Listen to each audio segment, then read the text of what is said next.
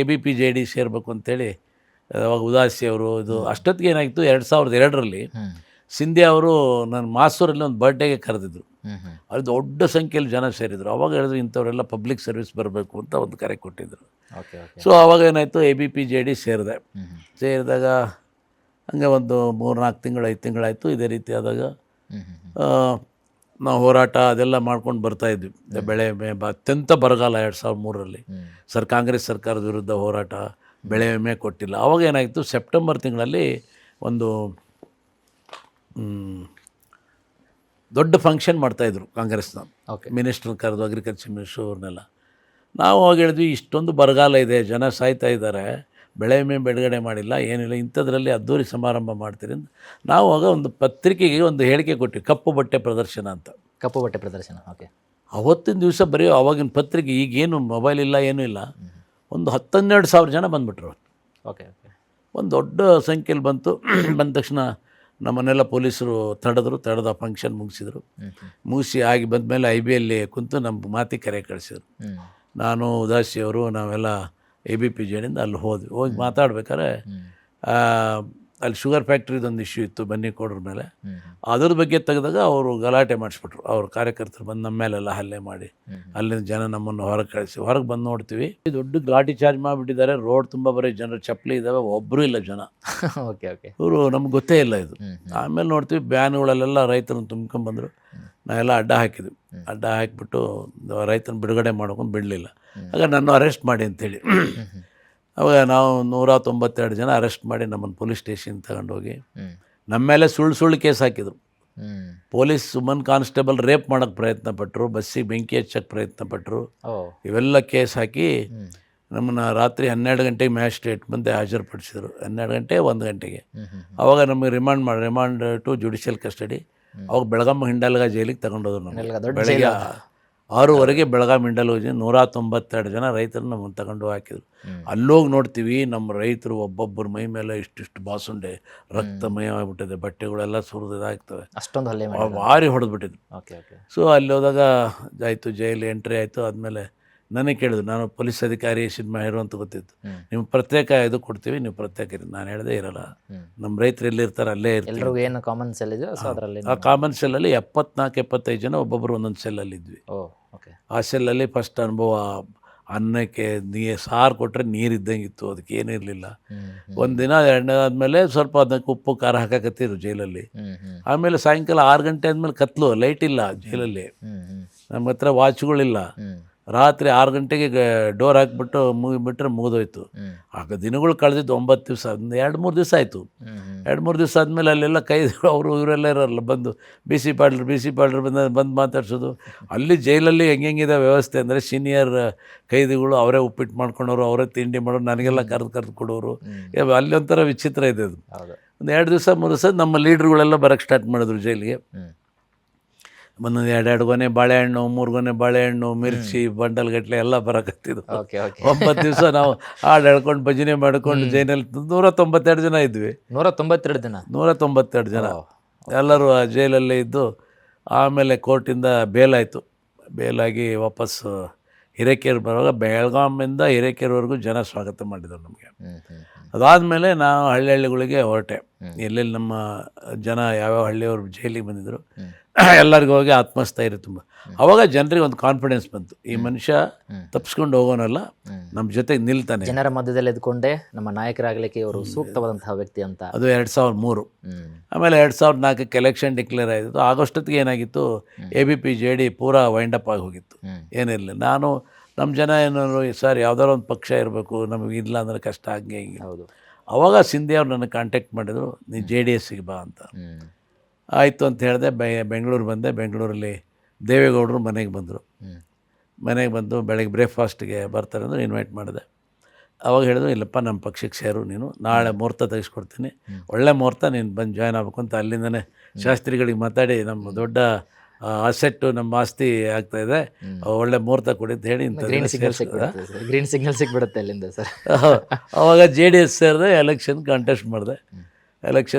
ಮಾಡಿದಾಗ ಏನು ಮಾಬು ಇದು ಎಲೆಕ್ಷನ್. ಅದು ಆ ಎಲೆಕ್ಷನ್ ಕೊನೆಗೆ ಎಲೆಕ್ಷನಲ್ಲಿ ರಿಸಲ್ಟಲ್ಲಿ ಗೆದ್ದೆ. ಅವಾಗ ನನಗೆ ಅನ್ನೋರು, ಯಾವ ಸಿನಿಮಾದ ಬಂದಾನೆ 3,000 5,000 ಓಟ್ ತಗೊಳಲ್ಲ ಅಂತ. ಅವಾಗ 5,000ದಲ್ಲಿ ಗೆದ್ದೆ. ಆದರೆ ಆ ಎಲೆಕ್ಷನ್ ಒಂದು 30,000ದಲ್ಲಿ ಗೆಲ್ಲಬೇಕಾಗಿತ್ತು ನಾನು. ಹೌದು. ಅಷ್ಟೊಂದು ಮಾಬ ಬರೀ ನಾಮಿನೇಷನ್ಗೆ 35,000-40,000 ಜನ ಇತ್ತು. ಅದೇನಾಯಿತು ಅಂತ ಹೇಳಿದ್ರೆ MP ಎಲೆಕ್ಷನ್ನು ML ಎಲೆಕ್ಷನ್ ಒಟ್ಟಿಗೆ ಬಂತು ಅವಾಗ. ಓಕೆ. ಹಾಂ. ಜನ ಎಲ್ಲ ಏನು ತೀರ್ಮಾನ ಮಾಡಿದರು, ಒಂದು BC ಪಾಟೀಲ್ರಿಗೆ ಹೊರೆ ಹೊತ್ತ ಮಹಿಳೆ, ಒಂದು ಇನ್ನೊಂದು ಅವ್ರವ್ರದ್ದು ಕಾಂಗ್ರೆಸ್ ಒಂದು ಹಾಕೊಂಡವರು ಅವರು ಇದು ಮಾಡಿ ಏನಾರು ಮಾಡ್ಕೊಳ್ಳೋದು. ಅಲ್ಲೇನಾಯಿತು, ಎರಡೂ ಎಲೆಕ್ಷನ್ ಒಟ್ಟಿಗಿತ್ತಲ್ಲ, ಪ್ರೇಮಾ ಪಾಟೀಲ್ ಅಂತ MP ಗೆ ನಿಂತಿದ್ದರು. ಫಸ್ಟ್ ಬಂದ ತಕ್ಷಣ ಏನು ಮಾಡೋದು, ಪಾಟೀಲ್ ಅಂತ ಬಂತು, ಹೊರೆ ಹೊತ್ತ ಮಹಿಳೆ, BC ಪಾಟೀಲ್ ಅಂತ ಅದಕ್ಕೆ ಹಾಕೋದು, ಎರಡನೇದು ಇವ್ರದ್ದು ಹಾಕೊಂಡು ಬಂದರು. 11 ಗಂಟೆ ಆದಾಗ ಇಲ್ಲ ಈ ರೀತಿ ಆಗ್ತಾ ಇದೆ, BC ಪಾಟೀಲ್ ಬರ್ತಾಯಿಲ್ಲ, ಪ್ರೇಮಾ ಪಾಟೀಲ್ ಹೋಗ್ತಾ ಇದೆ, ಅದಕ್ಕೆ 2-2 JDS ಹಾಕಬೇಕು ಅಂತ ಹೇಳ್ಕೊಂಬಂದ. ಆ ಹೆಣ್ಮಗಳಿಗೆ ನಮ್ಮ ತಾಲೂಕಿಂದ 29,000 ಓಟ್ ಹೋಗಿತ್ತು. ಓಹೋ. ಅವ್ರ ತಾಲೂಕಲ್ಲಿ ಬರೀ 2,000. ಸ್ವಲ್ಪ ಅದು ಮಿಸ್ಕಮ್ಯುನಿಕೇಟ್ ಆಗಿದೆ ಅಂತ. ಅದಾಗಿ ಕೊನೆಗೆ 5,000 ಗೆದ್ದೆ.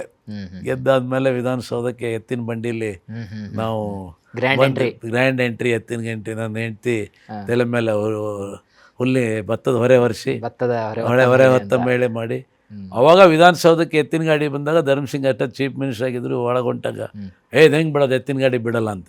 ನಾನು ನಂದು ಇದೇಪ್ಪ ವಾಹನ, ನನಗೆ ಬೇರೆ ಕಾರಿಲ್ಲ, ನಾನು ಇದರಲ್ಲೇ ಹೋಗೋದು ಗಾಡಿ ಅಂತ. ಕೊನೆಗೆ ಅವರೆಲ್ಲ ದೊಡ್ಡ ಚರ್ಚೆ ಆಗಿಬಿಟ್ಟು ಆಯಿತು ಅಂತ ಬಿಟ್ಟರು. ಎತ್ತಿನ ಗಾಡಿ ಹೋಗ್ತಾರೆ. ಅವಾಗ ದೊಡ್ಡ ನ್ಯೂಸ್, ಅದು BBC ನ್ಯೂಸ್ ಆಯಿತು. ಎತ್ತಿನ ಗಾಡೀಲಿ ಹೋಗಿದ್ದು ಬಾಂಬೆಲೆಲ್ಲ ಫಸ್ಟ್ ಫ್ರಂಟ್ ಪೇಜಲ್ಲಿ BBC ನ್ಯೂಸ್ ಎಲ್ಲ ಆಗಿ ಅವಾಗ ಎಂಟ್ರಿ ಆದ. ಅಲ್ಲಿಂದ ಹಂಗೆ ರಾಜಕೀಯ ಜೀವನ ಸ್ಟಾರ್ಟ್ ಆಯಿತು. 2000 ನಾನೇನು ಅವಾಗ ಕುಡಿಯೋ ನೀರಿನ ಯೋಜನೆ ಮಾಡಿದೆ. 9-10 ಹೈಸ್ಕೂಲ್ಗಳು ಕೇವಲ 3 ವರ್ಷದಲ್ಲಿ, 4 ಕಾಲೇಜುಗಳು, ಹಿರೇಕೆರೆ ತಾಲೂಕಿಗೆ ರಸ್ತೆಗಳು, ಹಿರೇಕೆರೆ ಪಟ್ಟಣಕ್ಕೆ ಕುಡಿಯೋ ನೀರು 35 ಕಿಲೋಮೀಟ್ರಿಂದ ಕುಡಿಯೋ ನೀರು ಮಾಡಿದ್ವಿ. ಮೊದಲು 12-15 ದಿವ್ಸಕ್ಕೆ ಒಂದೊಂದ್ಸರಿ ನೀರು ಕೊಡ್ತಾಯಿದ್ರು. ಅಂಥದ್ದು ಎವ್ರಿ ಡೇ ನೀರು ಕೊಡೋಂಥ ವ್ಯವಸ್ಥೆ ಮಾಡಿದೆ. 2008ರಲ್ಲಿ ನಾವು ಅನಿವಾರ್ಯವಾಗಿ JDS ಬಿಟ್ಟು ಕಾಂಗ್ರೆಸ್ಸಿಗೆ ಬಂದ್ವಿ. MP ಪ್ರಕಾಶ್ ನೇತೃತ್ವದಲ್ಲಿ ಕಾಂಗ್ರೆಸ್ಸಿಂದ ಗೆದ್ದು 2008ರಿಂದ 13ವರೆಗೂ ಕಾಂಗ್ರೆಸ್ MLA ಆಗಿದ್ದೆ. ಆವಾಗ ಏನಾಯಿತು, ಅಪೋಸಿಷನ್ ಇದೆ, ಎಷ್ಟು ಬೇಕೋ ಅಷ್ಟೇ ಕೆಲಸ ಆಯಿತು. 13ಕ್ಕೆ ಮತ್ತೆ ಕಾಂಟೆಸ್ಟ್ ಮಾಡಿದಾಗ ನಾನು 2,600 ಓಟಲ್ಲಿ ಸೋತೆ ನಾನು. ಓಕೆ. ಅದು ನಮ್ಮ ಗೌರ್ಮೆಂಟ್ ಬಂತು, ಸಿದ್ದರಾಮಯ್ಯನವರು ಮುಖ್ಯಮಂತ್ರಿ ಆದರು. ಆ 5 ವರ್ಷದಲ್ಲಿ 3-4 ಇರಿಗೇಷನ್ ಪ್ರಾಜೆಕ್ಟು ಇವೆಲ್ಲ ಮಾಡಿದ್ವಿ. ನಮ್ಮವ್ರದ್ದು MLA ಥರನೇ ಇದ್ದೆ. ಅದೆಲ್ಲ ಆಯಿತು. ಆಮೇಲೆ 18ಕ್ಕೆ ಎಲೆಕ್ಷನ್ ಬಂದಾಗ 18ರಲ್ಲೇ 555 ಹೋಟೆಲ್ ಗೆದ್ದಾದ್ಮೇಲೆ ಹೇಳಿದೆ ನಿಮಗೆ ಏನೇನು ಪರಿಸ್ಥಿತಿ ಆಯಿತು. ಮತ್ತೆ ಅದನ್ನು ಬಿಟ್ಟು BJP ಬಂದು ಮಂತ್ರಿ ಆಗಿ ಮತ್ತೆ ಈಗ 2023ರಲ್ಲಿ ಎಲೆಕ್ಷನ್ನಲ್ಲಿ ನಾವು I lost because of our own party mistakes and ಈ ಭಾಗ್ಯಗಳು ಇದರಲ್ಲಾಯಿತು. ಸ್ಟಿಲ್ ನಾನು ಸೋತರು ಕೂಡ ನನ್ನ ಕ್ಷೇತ್ರದ ಜನರ ಜೊತೆಗೆ ಸಂಪರ್ಕ, ಸಂಬಂಧ ಮತ್ತು ಸಂಪರ್ಕ ನಿರಂತರ ಬಿಡೋಕ್ಕಾಗೋದೇ ಇಲ್ಲ. ಈಗ ನಾವು ರಾಜಕೀಯಕ್ಕೆ ಬಿಟ್ಟು ನಾನು ಹೆಂಗೆ ಬಿಡೋಕ್ಕಾಗುತ್ತೆ? ಪಾಪ ನಾನು ಸೋತರು ಕೂಡ ನನಗೆ ನನ್ನ 70,000 ಜನ ನನಗೆ ಓಟ್ ಕೊಟ್ಟಿದ್ದಾರೆ, ನನ್ನ ನಂಬ್ಕೊಂಡಿದ್ದಾರೆ. ಅವ್ರನ್ನ ಬೀದಿಗೆ ಬಿಡೋಕ್ಕಾಗಲ್ಲ. ನಾವು ಅವ್ರು ನಂಬಿದವ್ರನ್ನ ಕೈ ಹಿಡಿಬೇಕಾಗತ್ತೆ. ಸಮಸ್ಯೆಗಳಿಗೆ ಸ್ಪಂದಿಸೋದಾಗಲಿ, ಅವ್ರ ಕೈ ಭಾಗಿಯಾಗೋದು, ಆ ಜನರ ಜೊತೆಗೆ ಇದ್ದೇವೆ. ಇವತ್ತಿಗೂ ಅವ್ರ ಕೆಲಸಗಳು ನಮ್ಮ ಕೈಲಿ ಎಷ್ಟಾಗುತ್ತೋ ಅಷ್ಟು ಮಾಡ್ತೀವಿ. ಬಟ್ ಈಗ ಫೀಲ್ ಮಾಡ್ಕೊಳ್ತಾ ಇದ್ದಾರೆ, ನಾವು ತಪ್ಪು ಮಾಡಿದ್ವಿ. ಯಾರೋ ಅಲ್ಲಿ ಓಟ್ ಹಾಕಿದ್ದಾರೆ, ಸಫರ್ ಆಗ್ತಾ ಇದ್ದಾರೆ, ಅವರೇ ಬಂದು ಹೇಳ್ತಾರೆ ನಾವು ತಪ್ಪು ಮಾಡಿದ್ವಿ. ಅದಕ್ಕೆ ಹೇಳ್ತಾರೆ the worth of water is known only when it's dry ಅಂತೆ. ನೀರಿನ ಬೆಲೆ ಯಾವಾಗ ಗೊತ್ತಾಗುತ್ತೆ ಅಂದರೆ ನೀರು ಇಲ್ಲದೆ ಇದ್ದಾಗ, ಒಣಗಿದಾಗ. ಸೊ ಹಾಗೆ ಈಗ ಕಂಪ್ಯಾರಿಸನ್ ಸ್ಟಾರ್ಟ್ ಆಗಿದೆ. BC ಪಾಟೀಲ್ ಇದ್ದಾಗ ಎಷ್ಟು ಕೆಲಸ ಆಯಿತು, ಈಗೇನಾಗ್ತಾ ಇಲ್ಲ, ಅವ್ರ ನಡವಳಿಕೆ ಹೆಂಗಿತ್ತು, ಅವ್ರಿದ್ದಾಗ ಈಗ ಹೆಂಗೆ ಇದಾಗ್ಬಿಟ್ಟು ಜನ ಬಂದು ಹೇಳ್ತಾರೆ ನಾವು ತಪ್ಪು ಮಾಡಿದ್ದೀವಿ ಸರ್, ನೆಕ್ಸ್ಟ್ ನಾವು ನಿಮ್ಮ ಜೊತೆಗೆ ಇರ್ತೀವಿ, ನಾವು ನಿಮ್ಮನ್ನು ಗೆಲ್ಲಿಸ್ತೀವಿ ಅಂತ. BC ಪಾಟೀಲ್ ಅವರು ಇದೀಗ ಕಳೆದ ಚುನಾವಣೆಯಲ್ಲಿ ಒಂಚೂರು ಎಡವಿದ್ರಿಂದ ಸ್ವಲ್ಪ ಹಿನ್ನಡೆ ಆಯಿತು. ಸೊ ಮುಂದಿನ ಒಂದು ಚುನಾವಣೆಯಲ್ಲಿ ಮತ್ತೆ BC ಪಾಟೀಲ್ ಅವರು ಫಿನಿಕ್ಸ್ ಹಕ್ಕಿಯಂತೆ ಮತ್ತೆ ಎದ್ದು ಬರ್ತಾರಾ? ಎಷ್ಟು ಬಂದರೂ ಕೂಡ ಎಷ್ಟು ಭರವಸೆಯಲ್ಲಿದ್ದಾರೆ BC ಪಾಟೀಲ್ ಅವರು? ನಾನು 100ಕ್ಕೆ 100 ನನಗೆ ಭರವಸೆ ಇದೆ.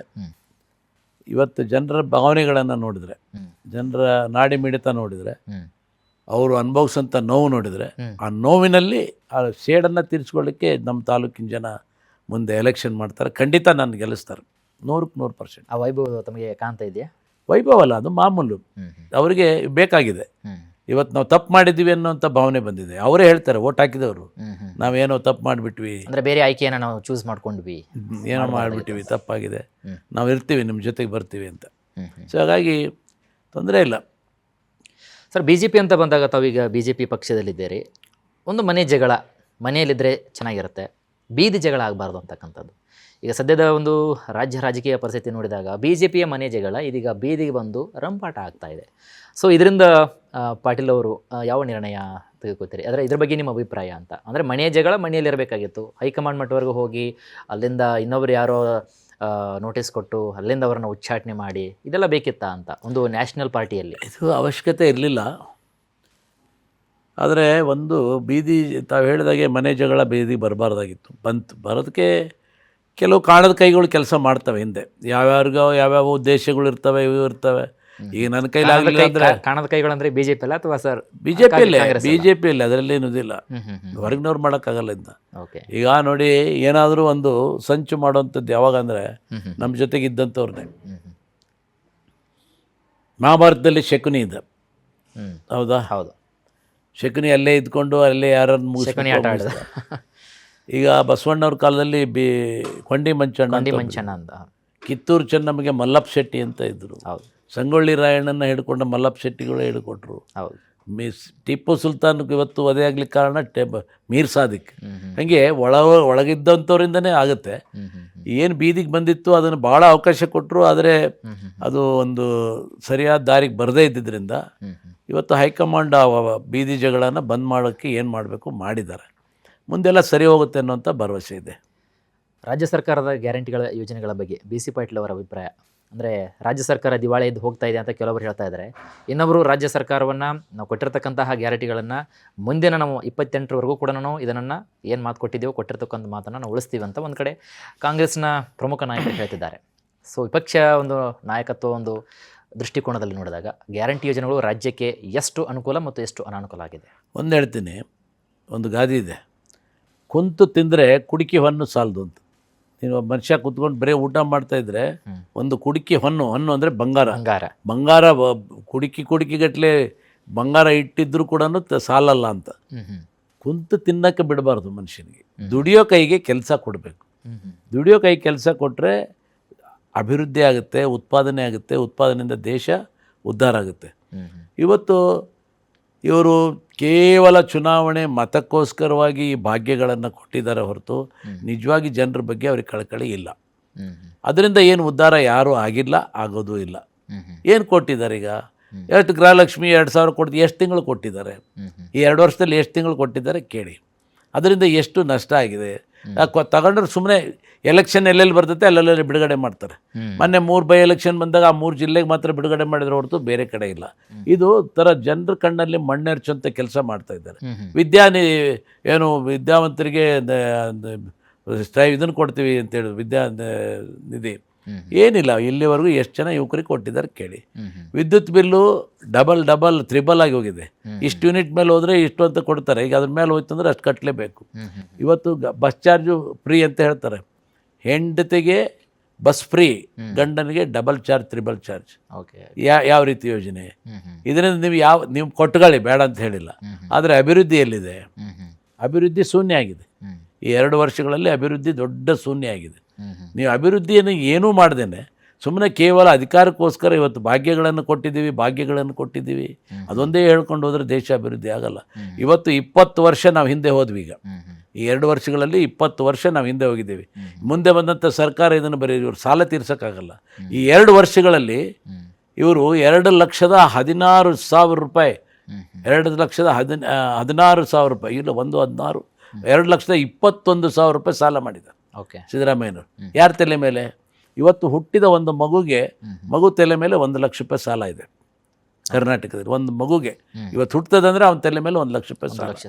ಈ 2 ವರ್ಷದಲ್ಲೇ 2,21,000 ಸಾಲ ಮಾಡಿ ನೀವು ದುಡಿಯೋ ಕೈ ಕೆಲಸ ಕೊಡದೇನೆ ಸುಮ್ಮನೆ ಕೂತ್ಕೊಂಡು ತಿನ್ನೋರಿಗೆ ಕೊಟ್ಟು ಏನು ಸಾಧನೆ ಮಾಡಿದ್ದೀರಿ? ರಾಜ್ಯ ಹಿಂದೆ ಹೋಯ್ತಲ್ಲ. ನಮ್ಮ ರಾಜ್ಯ ಸಂಪದ್ಭರಿತ ರಾಜ್ಯ ಆಗಬೇಕಾಗಿದ್ದು ಇವತ್ತು ದಿವಾಳಿ ಎದ್ದು ಹೋಗ್ತಾ ಇದೆ. ಇವತ್ತು ಆ ದುಡ್ಡನ್ನು ಭರಿಸಲಿಕ್ಕೆ ಜನರ ತಲೆ ಮೇಲೆ ನಿರಂತರವಾದ ತೆರಿಗೆಗಳು, ರೇಟ್ಗಳನ್ನು ಸಿಕ್ಕಾಬಟ್ಟೆ ಏರಿಸ್ತಾ ಇದ್ದಾರೆ. ಹುಚ್ಚುಚ್ಚರ ರೀತಿ ಎಲ್ಲ. ಯಾವ ರೇಟ್ ಜಾಸ್ತಿ ಆಗಿಲ್ಲ ಅಂತ ಕೇಳಿ, ಯಾವ ರೇಟ್ ಬಿಟ್ಟಿದ್ದಾರೆ ಅಂತ ಕೇಳಿ. ಎಲ್ಲವೂ ರೇಟ್ ಏರಿಸಿ ಸಾಮಾನ್ಯ ಮನುಷ್ಯ ಬದುಕೋದು ಹೆಂಗೆ? ಎಲ್ಲಿಂದ ಬದುಕಬೇಕು? ಆಯ್ತು, ನೀವು ಹೆಣ್ಮಕ್ಳಿಗೆ 2,000 ಕೊಟ್ಟ ತಕ್ಷಣ ಈಗ ಇಲ್ಲಿಗೆ ಬಂದವ್ರು ಉಳಿದವ್ರ ಗತಿ ಏನು? ಈ ಆಟೋ ಚಾಲಕರ ಗತಿ ಏನು? ಬಸ್ ಚಾಲಕರ ಗತಿ ಏನು? ರೈತ ಕಾರ್ಮಿಕರ ಗತಿ ಏನು? ಎಲ್ಲರೂ ನೋಡ್ಬೇಕು. ಅವ್ರೇನಾಗಬೇಕು? ಈಗ ಹೆಂಡ್ತಿಗೆ 2 ಲಕ್ಷ 2,000 ಕೊಟ್ಬಿಟ್ಟಿಂದ ಗಂಡಗೆ 20,000 ರೂಪಾಯಿ ತಲೆ ಮೇಲೆ ಹಾಕಿದ್ದಾರೆ. 20,000 ಒಂದು ತಲೆ ಮೇಲೆ ಭಾರ ಇದೆ. 1 ಲಕ್ಷ ರೂಪಾಯಿ ಒಂದೊಂದು ತಲೆ ಮೇಲೆ ಸಾಲ ಹೇರಿದ್ದಾರೆ. ಸಾಲ ಮಾಡಿ ಏನು ದೊಡ್ಡ ಸ್ಕಿದು ಬಿಟ್ಟಿ ಭಾಗ್ಯ ಕೊಟ್ಟೆ ಅಂತ ಹೇಳೋದು. ಟ್ರಂಪ್ ಕಾರ್ಡು ಜನ ಕಾಯ್ತಾ ಇದ್ದಾರೆ. ಇವತ್ತು ಹೋಗಲಿ ಇವರು BBMP ಚುನಾವಣೆಗೆ ಇವಕ್ಕೆಲ್ಲ ಹೋದರೆ ಗೊತ್ತಾಗುತ್ತೆ ಇವ್ರು ಹಣೆ ಬರ ಏನಿದೆ ಅಂತ. ಹೌದು, ಇನ್ನೂ ಕೂಡ ಘೋಷಣೆ ಈಗ ಹೇಳ್ಕೊಂಡು ಹೋಗೋದು ಸುಮ್ಮನೆ. ನಮಗೆ 133 ಜನ ಆಶೀರ್ವಾದ ಮಾಡಿದರು.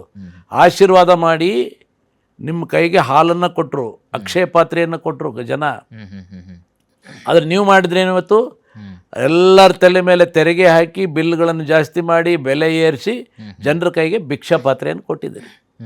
ಅಕ್ಷಯ ಪಾತ್ರೆ ಕೊಟ್ಟವ್ರಿಗೆ ಭಿಕ್ಷಾ ಪಾತ್ರೆ ಕೊಟ್ಟಿದ್ದೀರಿ, ಹಾಲು ಕೊಟ್ಟವ್ರಿಗೆ ವಿಷ ಕೊಟ್ಟಿದ್ದೀರಿ. ಇದು ಯಾವ ಸಾಧನೆ? ಸೊ ರಾಜ್ಯ ಸರ್ಕಾರ ಸರ್ ಈಗ ಸದ್ಯಕ್ಕೆ ಈಗ ತುಂಬ ಹೀಟಲ್ಲಿರ್ತಕ್ಕಂತಹ ಟಾಪಿಕ್ ಅಂದರೆ ಜಾತಿ ಜನಗಣತಿ ವರದಿ. ಸೊ ಇಲ್ಲಿ ನಾವು ಮೊನ್ನೆ ನೋಡಿದಾಗ MB ಪಾಟೀಲ್ ಅವರು ಹೇಳ್ತಿದ್ದಾರೆ ರಾಜ್ಯದಲ್ಲೇ ಲಿಂಗಾಯತ ಕಮ್ಯುನಿಟಿನೇ ಜಾಸ್ತಿ ಇದೆ ಅಂತ ಅಂದ್ಬಿಟ್ಟು. ಸೊ ಈಗ BC ಪಾಟೀಲ್ ಅವರು ವಿಪಕ್ಷ ನಾಯಕನಾಗಿ ಇಟ್ಕೊಂಡು ಎಲ್ಲೊಂದು ಕಡೆ ಕೆಲವೊಂದಿಷ್ಟು ಮಾತುಗಳು ಕೇಳಿ ಬರ್ತಾ ಇದೆ. ಜಾತಿ ಗಣತಿ ವರದಿ ಸರಿ ಇಲ್ಲ ಅಂತ ಕೆಲವೊಂದಿಷ್ಟು ಶಾಮನೂರು ಶಿವಶಂಕರ್ ಆಗಿರ್ಬೋದು, ಕೆಲವೊಂದಿಷ್ಟು ಲಿಂಗಾಯತ ನಾಯಕರು ಅದಕ್ಕೆ ಅಪೋಸನ್ನು ಹೋಗ್ತಾರೆ. ತಾವು ಕೂಡ ಲಿಂಗಾಯತ ಒಬ್ಬ ಪ್ರಭಾವಿ ನಾಯಕರಾಗಿ, ಅದರಲ್ಲೂ ಕೂಡ ಸಚಿವರಾಗಿ, ಶಾಸಕರಾಗಿ ಗುರುತಿಸಿಕೊಂಡಿದ್ದೀರಿ. ಜಾತಿ ಗಣತಿ ವರದಿ ಬಗ್ಗೆ ಹೇಳಿದ್ದಾರೆ ಕಾಂಗ್ರೆಸ್ಗೆ ನೋಡಿ ಸೂಕ್ತವಾಗಿದೆಯಾ ಅಂತ. ಈಗ ಗಣತಿ ಅಂದ್ರೇನು? ಲೆಕ್ಕ. ಜಾತಿ ಲೆಕ್ಕ ಅಲ್ವಾ? ಜಾತಿ ಲೆಕ್ಕ. ಈಗ ನಾನು ಬಂದು ನಿಮ್ಮ ಮನೇಲಿ ಎಷ್ಟು ಜನ ಇದ್ದೀರಪ್ಪ, ನಿಂದು ಯಾವ ಜಾತಿ ಫಸ್ಟ್ ಕೇಳ್ತೀವಿ. ನಿಮ್ಮ ಮನೇಲಿ ಎಷ್ಟು ಜನ ಇದ್ದೀರಿ? ನಿಮ್ಮ ಮನೇಲಿ 10 ಜನ ಇದೆ. ಸೊ ಇಂಥವ್ರ ಮನೇಲಿ ಇವ್ರು 10 ಜನ ಲಿಂಗಾಯತರು, ಇಂಥವ್ರ ಮನೇಲಿ ಇಂಥ 10 ಜನ ತಳವಾರರು, ಇಂಥವ್ರ ಜನ 10 ಜನ ಕುರುಬರು, 5 ಜನ ಇವರು. ಹಿಂಗೆಲ್ಲ ಬರ್ಕೊಂಡು ಹೋಗ್ಬೇಕಲ್ಲ. 6 ಮನೆಗೂ ಹೋಗ್ದೇನೆ, ಎಲ್ಲೂ ಕೇಳ್ದೇನೆ, ಮನಸ್ಸಿಗೆ ತಿಳಿದಂಗೆ ಕೂತ್ಕೊಂಡು ಎಲ್ಲ ಶಾಲೆಯಲ್ಲಿ ಕೂತ್ಕೊಂಡು ಯಾವನೋ ಒಬ್ಬ ಬರ್ಕೊಂಬಂದು ಕೊಟ್ಟಿದ್ದನ್ನು ಇವ್ರು ತಗೊಂಬಂದು ಮಂಡನೆ ಮಾಡ್ತಾರೆ ಅಂದರೆ ಇದು ಸುಮ್ಮನೆ ಯಾವುದೋ ಒಂದು ಸಮಾಜವನ್ನು ತುಷ್ಟೀಕರಣಗೊಳಿಸ್ಲಿಕ್ಕೆ, ತಮ್ಮ ದುರುದ್ದೇಶವನ್ನು ಈಡೇರಿಸ್ಕೊಳ್ಳಿಕ್ಕೆ, ಇವತ್ತು ತಮ್ಮ ಕುರ್ಚಿ ಭದ್ರ ಮಾಡ್ಕೊಳ್ಳಿಕ್ಕೆ. ಇವತ್ತು 13-14 ಮಂಡನೆ ಆದದ್ದು ಈಗ ಯಾಕೆ? ಇಲ್ಲಿವರೆಗೂ 18ರವರೆಗೂ ನೀವೇ ಮುಖ್ಯಮಂತ್ರಿ ಆಗಿದ್ದೀರಲ್ಲ, ಅವಾಗ ಯಾಕೆ ಆಕ್ಸೆಪ್ಟ್ ಮಾಡಲಿಲ್ಲ? ಈಗ ಯಾವಾಗ ಕುರ್ಚಿಗೆ ಕೂತು ಬರ್ತದೆ ಆವಾಗ ಜಾತಿ ಗಣತಿ ಏನಾಗುತ್ತೆ? ಅದರಿಂದ ಬಂದು ವೈಜ್ಞಾನಿಕವಿಲ್ಲ. ನೀವು ಮಾಡಿ, ವಿ ಆರ್ ನಾಟ್ ಎಗನೆಸ್ಟ್ ಜಾತಿ ಗಣತಿ ಇಲ್ಲ, ನಾವು ವಿರೋಧ ಇಲ್ಲ. ಓಕೆ, ಜಾತಿ ಗಣತಿ ಮಾಡಿ, ಪ್ರಾಮಾಣಿಕ ಮಾಡಿ, ವೈಜ್ಞಾನಿಕವಾಗಿ ಮಾಡಿ, ಕರೆಕ್ಟಾಗಿ ಮಾಡಿ. ಇವತ್ತು ಲಿಂಗಾಯತರು 1.5 ಕೋಟಿ ಇದ್ದಾರೆ ರೀ. MB ಪಾಟೀಲ್ರಿಗೆ ಗೊತ್ತಿಲ್ಲ, 1.5 ಕೋಟಿ ಇದ್ದಾರೆ ಕರ್ನಾಟಕದಲ್ಲಿ.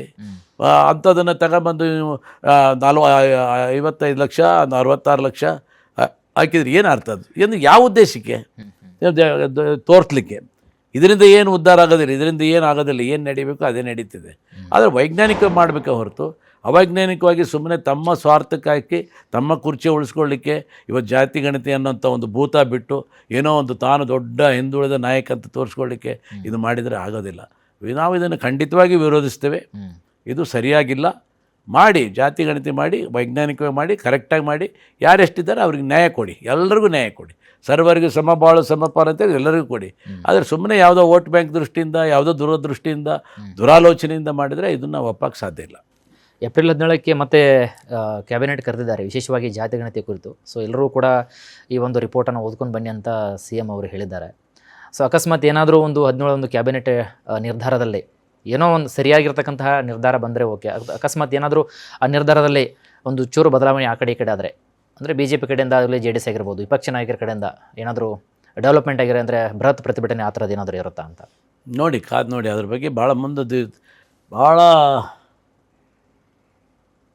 ಕಷ್ಟವನ್ನು ಅನುಭವಿಸ್ಬೇಕಾಗ್ತದೆ. ಇದನ್ನು ಜಾರಿ ತಂದರೆ ಯಾರು ಈ ಜಾತಿ ಅನ್ನೋಂಥ ವಿಷಯ ಜೇನುಗೂಡಿದ್ದು.